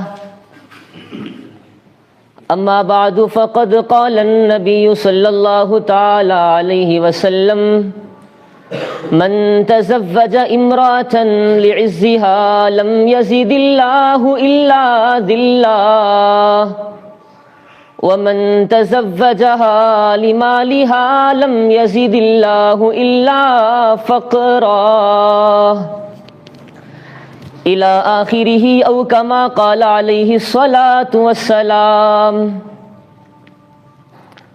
بیٹے کا جنم ہو تو یہ کہتے ہیں فقر سے، بیٹے کا جنم ہو تو یہ کہتے ہیں فقر سے، 1 لاکھ کا ٹکٹ ہے یہ بچہ جہیز کا۔ معزز اساتذہ کرام، حضرات سامعین اور حاضرین جلسہ، اس وقت میرا موضوع سخن ہمارے معاشرے کا وہ ناسور ہے جس نے زندگی کی بنیادوں کو ہلا کر رکھ دیا اور سینکڑوں ہزاروں گھروں کو تباہ و برباد کر دیا اور کتنے ہی جذبات کو مسل کر رکھ دیا۔ یہ وہ بیماری ہے جسے آپ جہیز کے نام سے یاد کرتے ہیں۔ میں نے خطبے کے بعد ایک حدیث شریف پڑھی، من تزوج امرأة لعزها لم يزد الله الا ذلا ومن تزوجها لمالها لم يزد الله الا فقرا۔ اس حدیث شریف میں حضور اکرم صلی اللہ علیہ وسلم کا پاک ارشاد ہے، جو شخص عزت حاصل کرنے کے لیے شادی کرے گا تو رب ذوالجلال ایسے شخص کو ذلت کے سوا کچھ نہ دیں گے، اور جو شخص مال کے لالچ میں شادی کرے گا تو اس کو فقر و فاقہ اور تنگ دستی کا سوا کچھ نصیب نہ ہوگا۔ اسلام کے پاسبانوں، آج ہندوستان کے اندر اور خاص طور سے ہمارے معاشرے میں جہیز ایک ایسا ناسور بن گیا ہے جو ایٹمی ہتھیار سے زیادہ خطرناک اور مہلک ثابت ہوتا جا رہا ہے۔ اس منحوس جہیز کی بنیاد پر آج ہندوستانی معاشرے کے اندر روزمرہ اخبارات کی رونق زار بن کر یہ سرخیاں چھپتی ہے کہ فلاں شوہر نے اپنے سسرال والوں سے اسکوٹر نہ ملنے پر اپنی نئی نویلی دلہن کو جلا دیا، فلاں شخص مزید جہیز کا مطالبہ پورا نہ کرنے پر اپنی بیوی کو موت کے گھاٹ اتار دیا۔ اسلام کے پاسبانوں، اخبارات کی یہ سرخیاں ابھی غیر قوموں ہی کے بارے میں نظر آتی تھی، مگر افسوس صدا افسوس رفتہ رفتہ ہمارے اسلامی معاشرے کے اندر بھی یہ وبا پھیل چکی ہے۔ آج اخبارات کے اندر جہیز کے لیے بھینٹ چڑھنے والی کہیں فاطمہ، کہیں رضیہ تو کہیں شبنم و فرزانہ آج اسلامی شریعت کے نام لیواؤں سے پکار کر یہ کہہ رہی ہے کہ کاش ہماری اسلامی شریعت کتابوں اور وعظوں کے بجائے عمل میں آ جاتی۔ پیارے دوستوں، اسلام کے نوجوانوں، عورت رب ذوالجلال کے جانب سے عطا کردہ وہ حسین تحفہ ہے جس نے انسانی زندگی کو رعنائی بخشی۔ اسی عورت کے دم سے نظاروں میں خوبصورتی پیدا ہوئی، اسی معصوم کلی نے حضرت آدم علیہ السلام کی زندگی سے خوف و وحشت کو دور کیا۔ مگر ان تمام باتوں کے باوجود ظلم و ستم کی تاریخ شاہد ہے کہ اس دار فانی میں جتنے مظالم برپا ہوئے ہیں ان میں زیادہ تر صنف نازک ہی پر کیے گئے۔ تاریخ عالم ان دردناک واقعات سے بھری پڑی ہے۔ کبھی حضرت مریم کو دنیا والوں نے متہم کر کے جنگلوں کی خاک چھاننے پر مجبور کیا، تو کبھی نمرود نے اپنی بیٹی کو ایمان لانے کی پاداش میں آگ میں ڈال دیا، تو کبھی عرب کے جاہل معاشرے نے لڑکیوں کی پیدائش کو اس قدر منحوس تصور کیا ان کو پیدا ہوتے ہی زندہ درگور کر دیا گیا۔ حضرات، آج بھی ان معصوم دوشیزاؤں پر ظلم و ستم کے پہاڑ توڑے جا رہے ہیں، جبر و تشدد کی خاردار جھاڑیاں ان کی راہ میں حائل ہیں۔ آج بھی ان عورتوں کے ارمانوں کا خون کیا جا رہا ہے۔ غریب گھرانے کی بچیوں پر خدا کی اپنی زمین وسعت اور کشادگی کے باوجود تنگ ہو رہی ہے۔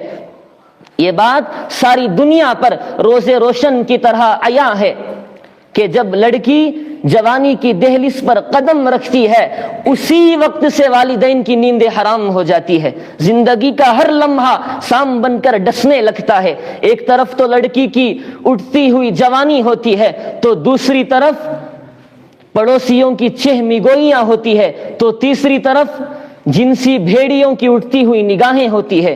والدین اس گلاب کے پھول کو سجانے کے لیے جب کسی گلدان لڑکے کی تلاش کرتے ہیں تو ان کے جہیز کے مطالبات ان کے والدین کے ارادوں کو وہی مسمار کر دیتے ہیں۔ ارے جہیز کے ٹھیکیداروں، کان کھول کر سنو، ذرا دیکھو سید الانبیاء تاجدار بطحہ احمد مجتبیٰ محمد عربی صلی اللہ علیہ وسلم کی پیاری اور لاڈلی بیٹی حضرت فاطمہ رضی اللہ تعالی عنہا کا عقد مسنون کس انداز سے ہوتا ہے۔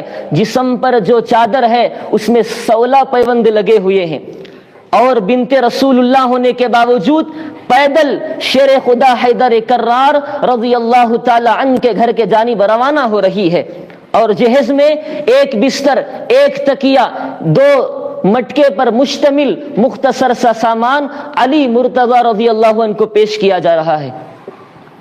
آج ہم یہ کہتے ہیں ہمارا بیٹا ڈاکٹر ہے، ہمارا بیٹا انجینئر ہے، ہمارا بیٹا پائلٹ ہے، ہمارا بیٹا گریجویٹ ہے، ہمارا بیٹا ٹیلی فون آپریٹر ہے، ہمارا بیٹا سعودی عرب میں رہتا ہے، اس لیے جہیز میں جہاز چاہیے۔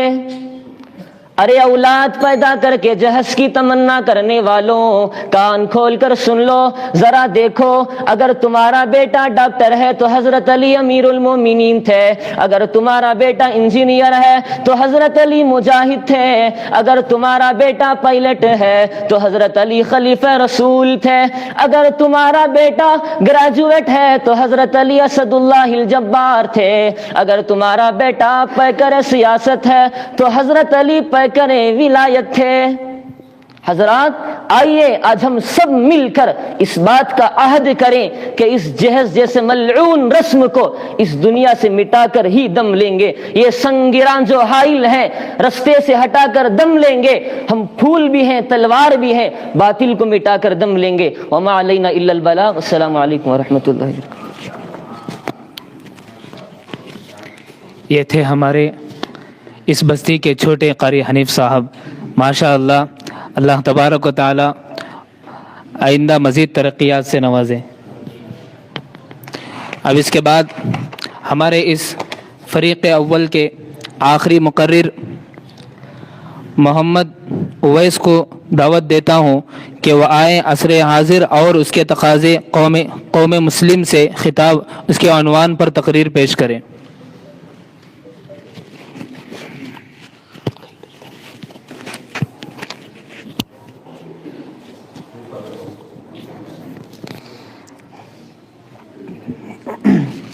अस्सलामु अलैकुम वरहमतुल्लाहि वबरकातुह।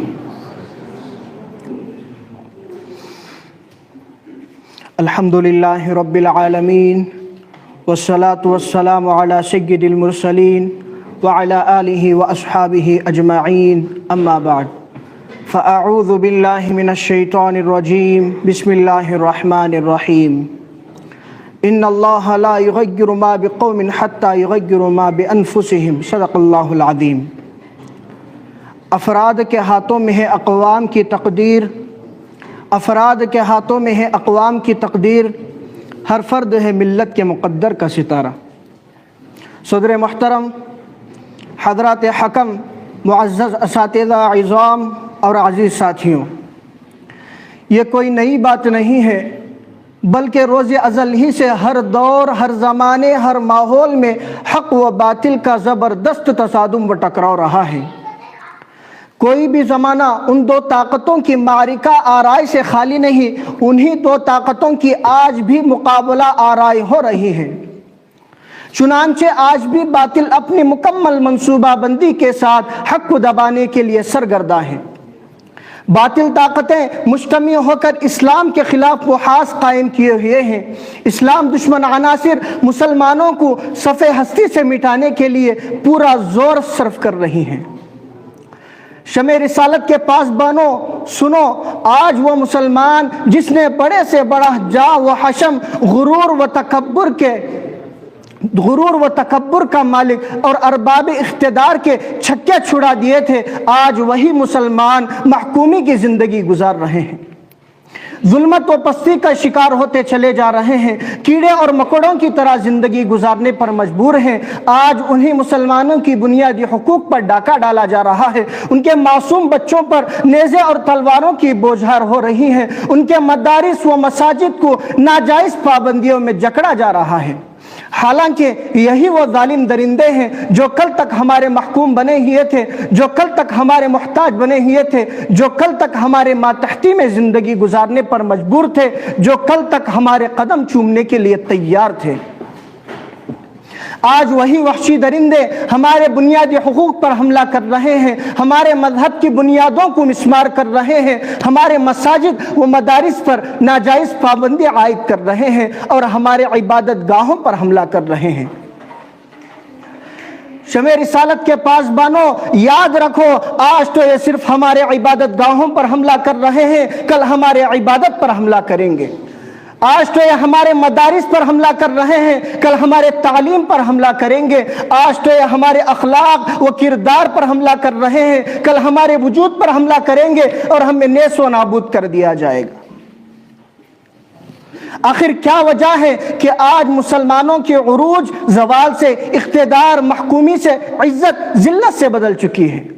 वजह यही है कि हमें सय्यदुल कौनैन की तालीमात का पाज़ो लिहाज ना रहा, सिद्दीक़ अकबर जैसा खुलूस ना रहा, फारूक आज़म जैसा जलाल ना रहा, उस्मान गनी जैसी सखावत ना रही, हज़रत अली जैसी शुजाअत ना रही, हमारे अंदर हज्जाज बिन यूसुफ जैसी क़ियादत ना रही, हमें खालिद बिन वलीद जैसी हमीयत ना रही, और हमें कैसे नेस व नाबूद किया जाएगा?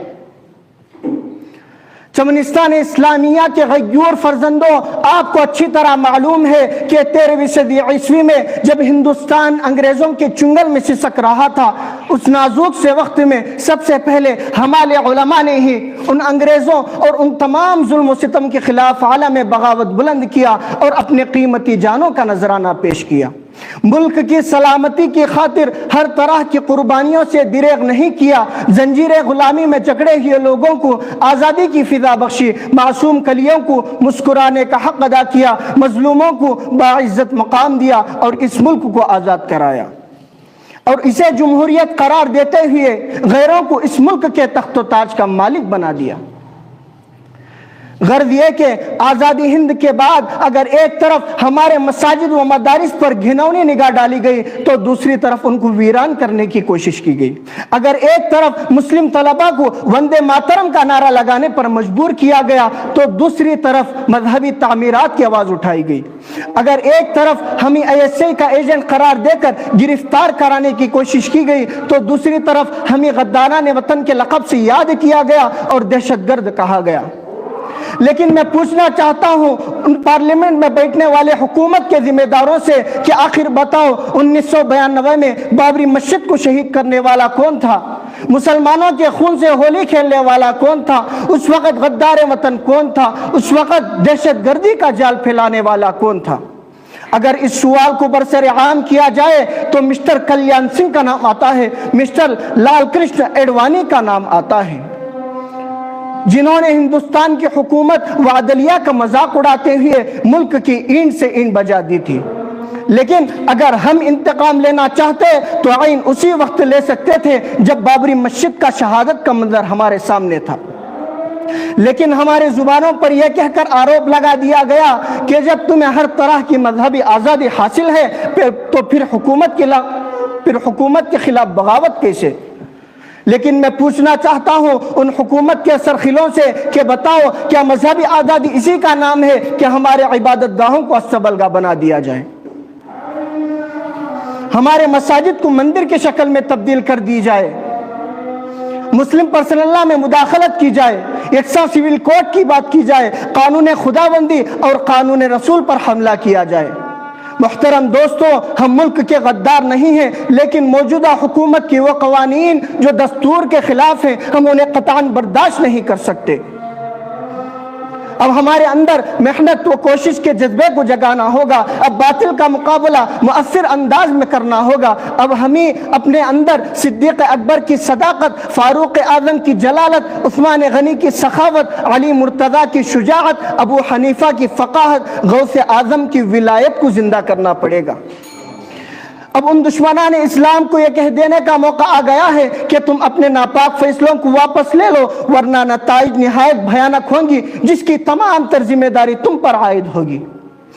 فرقہ پرست حکمرانوں سے کہہ دو کہ اب وہ ظلم و ستم سے باز آ جائے ورنہ ہمارے سامنے دو ہی راستے ہیں، یا تو ہم سر پر کفن باندھ کر میدان میں کود پڑیں گے یا تو ہم کو ہمارے حقوق دے دو. آخر میں پوچھنا چاہتا ہوں پارلیمنٹ کے لیڈروں سے کہ بتاؤ کون سے پورے دنیا میں، پورے عالم میں کون سی ایسی جگہ ہے جہاں ایسا اندھا قانون اور دستور نافذ کیا گیا ہو؟ مسلمانوں، یہ جو سازشیں رچی جا رہی ہیں اور ہمارے خلاف خفیہ تدبیریں ہو رہی ہیں ان کا واحد منشا یہ ہے کہ پورے ملک کو ہندو راشٹر بنا کر اس بھارت کی سرزمین کے ہر باشندے کو ہندو کے ماتحت کر لیا جائے. لیکن یاد رکھو اے امت مسلمہ کے جانثاروں، اگر ہمارے اندر وہی اتحاد، وہی اتفاق اور جذبہ جہاد اور شوق شہادت رہا جو ہمارے اکابر و اسلاف اور صحابہ کرام جیسی نفوس قدسیہ کے اندر تھا تو یقین کامل کے ساتھ کہا جا سکتا ہے کہ ماضی کی ہماری تاریخ لوٹ کر آ سکتی ہے. دعا کیجئے کہ اللہ تبارک و تعالی پورے امت مسلمان میں قوت اسلامی اور حرارت ایمانی پیدا فرمائے. آمین ثم آمین وآخر دعوان ان الحمدللہ رب العالمین. السلام علیکم ورحمۃ اللہ وبرکاتہ.